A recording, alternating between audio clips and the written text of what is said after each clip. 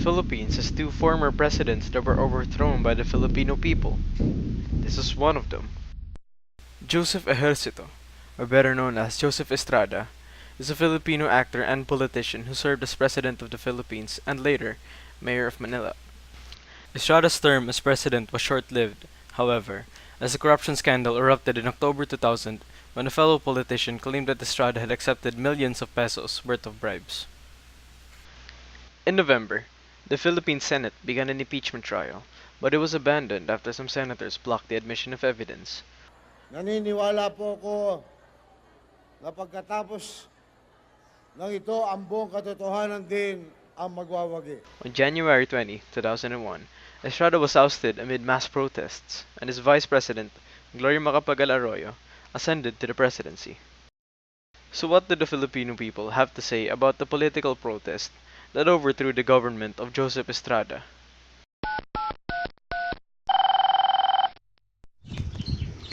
As far as I can remember, January 2001 nang mapatalsik si President Estrada with his family sa Malacanang. At si Gloria Arroyo ang Vice President noong time na yon and became the President.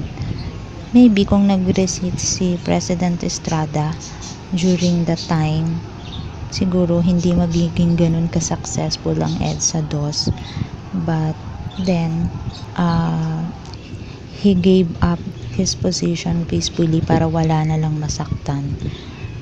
And sa napanood kong mga trial na nag-cover sa TV nung time na yon during the impeachment trial, inaccuse siya ng pagtanggap ng illegal money from Weteng ng mga milyon pesos.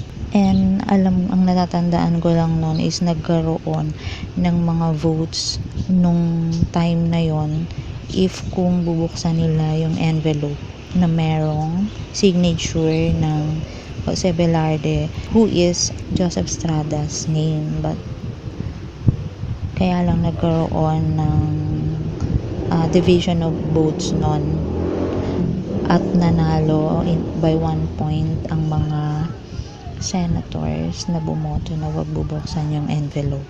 And then si Aquilino Pimentel, who is the majority leader nung time na yon, is nag-walk out siya together with other senators. And then nung time na yon, nagtawag din si Cardinal Sin ng mga tao na pumunta si Edsa para sa people power. And alam naman natin ang mga Pilipino na masunurin sa simbahan. And then nag-gather sila nung time na yon ay alam ko parang binuksan nila yung envelope na kung ano ba talaga ang totoong pangalan na nakapirma doon sa sobre na yun. And they found out na hindi pala kay Estrada yung, kung hindi kay De Chavez, I think. Kaya yun. Pero ganun talagang nangyari eh. Nangyari na yun, and then the good thing na lang talaga is si President Estrada ay umalis sa Malacanang peacefully para wala ng taong masaktan pa.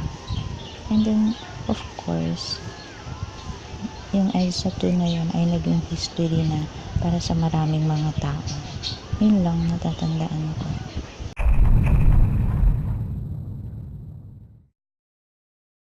Experience Edsa 2, I was not in Manila then. I was in the province. Nakita ko lang sa news na may mga tao na papunta ng Malacanang to remove Erap from the presidency and the family of Erap, tumawid ng Pasig River, and then umalis nga ng Malacanang.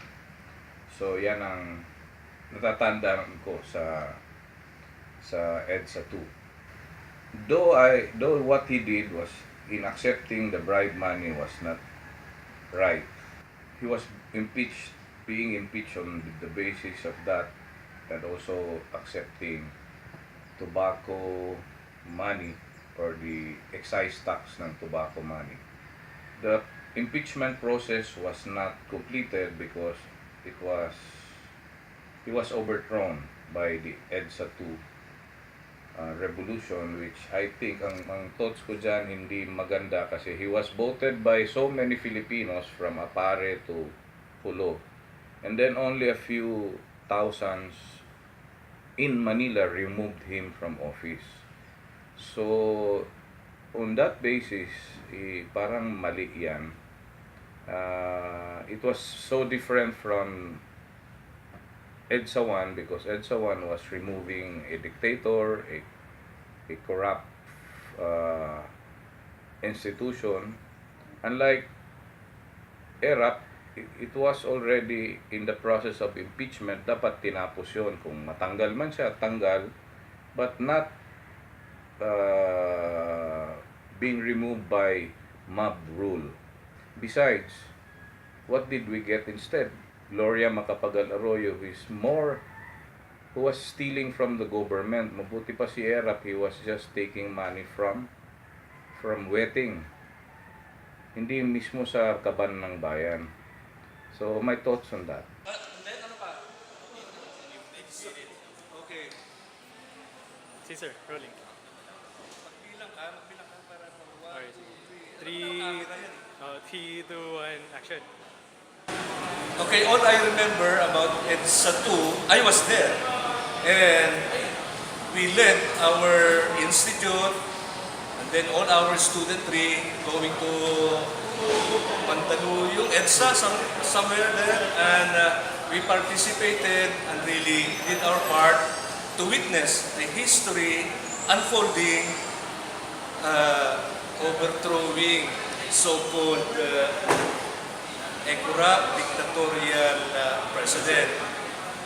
But you know, it is on our part that when things happen like this in our history, kailangan mag-participate tayo at saka tingnan natin kung ano ang naitutulong natin, lalo-lalo na to give examples to you, like students, to you, young generations, and to the future generations. And importantly, kung may nangyaring ganyan, yung pag-move on. Kung natapos na yung problema na ganyan, huwag na tayong mag-dwell sa past, but to move forward and then make ourselves proud again, gaya ng sinabi ko kanina, and then do something more para hindi na maulit yung mga ganyan na nangyayari. So, democracy is good, huwag natin abusuin, and I hope that Edsa 2 will be judged in history as a good part of our Philippine heritage.